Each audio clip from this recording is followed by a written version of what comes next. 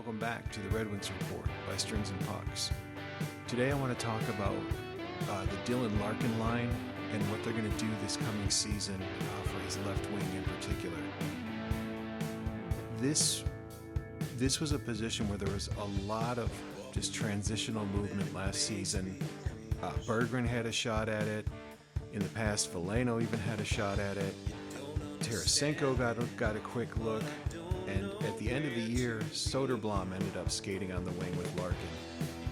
This is really a frustrating position because Larkin and Raymond are meshing really well together. You know, Larkin's had 4 straight seasons at 30 goals. Raymond broke 30 the year before last year and was knocking right on the door last year.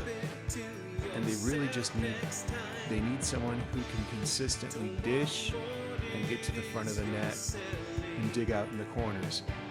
Last season, the best look they had, in my opinion at least, was Marco Kasper. When he came up, you remember, he originally was doing service on the wing. He was moved up and given an opportunity to skate with Larkin and Raymond, but McClellan, and rightly so, found a spot for him at center between Kane and DeBrincat. That line should be solid going into this season. I don't see any reason to mess up the chemistry that those three had. So you're back to this place where what do they do on Larkin's wing? Is Soderblom, do you want him skating, that top line minutes? And they certainly could work him in and out, but this was an area I really thought they would address in free agency or via trade. And it's starting to look like more and more Detroit has an issue with getting talent to come here. Nikolai Ehlers ultimately chose to go to Carolina. It's a team that's continually entering the postseason. They just need to get over the hump. Detroit's just trying to get in at this point. Their top acquisition at the forward position at this point looks like James Van Riemsdyk. And honestly, he's in the latter part of his career. I don't think he's going to get that kind of dispatch on the top line. It doesn't mean he won't get looks, and certainly on the power plays, I think he can be effective. Though if that's not the route they can go, then it's got to be someone internally. And they had Soderblom last year, but I think they're going to look for someone with better skating and higher energy, similar to what Kasper brought to the table last year.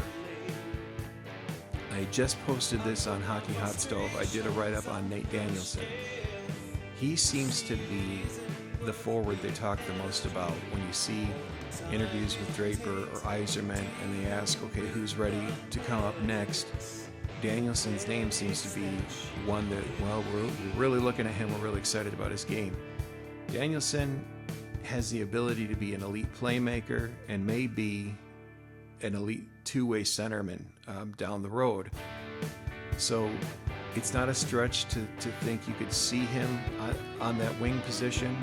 There's another right shot, so you'd have a lefty centering 2 righties. Good skating. He's good with puck battles.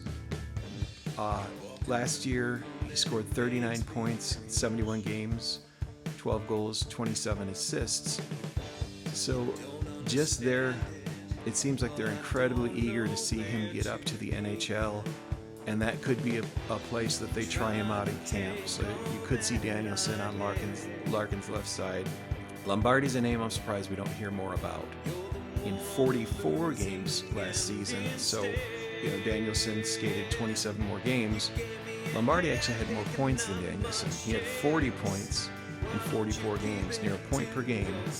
More importantly to me, he had 7 more goals. So where Danielson had 12 goals, Lombardi had 19 goals, 21 assists in 44 games. His game, to me, looks very similar to Kasper's game. He's relentless on the puck. He'll dive into the corners to get it. He will rush in on the net, find a scoring opportunity, and to me, he could bring a very similar presence to what Marco Kasper brought, and maybe better suited for the wing than Kasper was. So like I said, I'm surprised we haven't seen it, but I would really like to see Lombardi given an honest look on Larkin's wing, assuming they don't go out and get a deal for a top 6 forward. So to me, he's the more obvious choice to give a shot, that he's shown more of a scoring penchant. Danielson really needs to be at center, getting minutes there, but they just seem higher on Danielson. But for my choice, I'd like to see Lombardi on that wing, and I think he could bring something to the table. One player that's a little bit of an unknown in North America, but has been outstanding in Europe, had a very good year last year, Jussi Kiskinen. Kiskinen has gained a lot of favor with Detroit Red Wings fans. This was part of the Nashville deal where they sent defensive prospect down to Nashville, Gibson. They get back Kiskinen and a pick. They attach that pick to Wallman, send him out to California. Kiskinen was kind of an afterthought for a lot of fans at the time, but last year, 44 points in 46 games. And as you watched him skate, and especially he seems to skate really, really well with Brandsegg-Nygard, Kiskinen could be a big surprise in camp. I don't know where they're going to test him out at, but he really seems like a strong young winger that if there's an opening and somebody can jump on a job, this is a guy that looks like he could grab it. Again, if Lombardi can't stay healthy and they want Danielson at center, Kiskinen could honestly be a winger that could grab that left side. He's got a lot of maturity, the way he plays the game. He's quick, he thinks fast. Love to see Kiskinen get a shot on that wing, and he's kind of, I think, the third candidate for that gig. But someone who stepped out of the shadows last year when he came over, especially in the playoffs for Grand Rapids, was Brandsegg-Nygard. Played a couple games in the regular season in the AHL, and then the playoffs hit for Grand Rapids. If you were watching, it was a really disappointing start. The first game didn't even feel like a playoff game. Grand Rapids gets shut out. The second game, about halfway through, it starts to click, and Brandsegg-Nygard scores his first North American goal. He needs no time with the puck. And he's got a big frame. They were calling him Panda. It seems like they want to get away from that nickname because he's kind of big, like a panda bear. But in the playoffs, he ends up getting 3 points over the course of 3 games, but really it was in 2 games, 2 goals and an assist.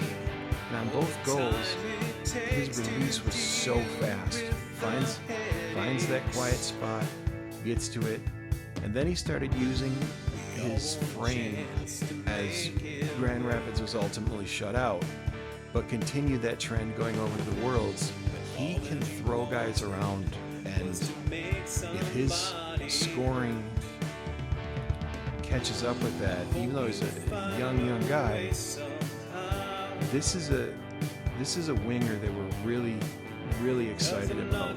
And Brandsegg-Nygard, his size and how he was able to score really impressed people. And I think that Detroit has lacked that heavy presence in the crease.